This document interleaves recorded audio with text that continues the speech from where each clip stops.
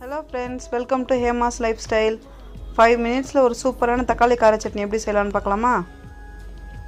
ஒரு மிக்ஸி ஜாரில் 15 சின்ன வெங்காயம் சேர்த்துக்கலாம், 3 தக்காளி, 5 வரமிளகாய், 2 பல் பூண்டு, சின்ன துண்டு புளி, தேவையான அளவு கல் உப்பு.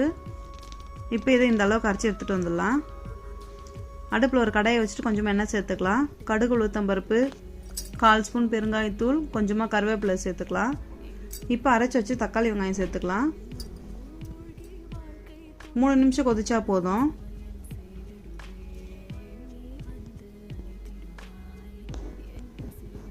அவ்வளோதான், இந்த அளவு கொதிச்சா போதும். 5 மினிட்ஸில் ஒரு சூப்பரான தக்காளி கார சட்னி ரெடி பண்ணியாச்சு. இது இட்லி தோசைக்கெலாம் ரொம்ப சூப்பராக இருக்கும். ஒரு முறை ட்ரை பண்ணி பாருங்கள்.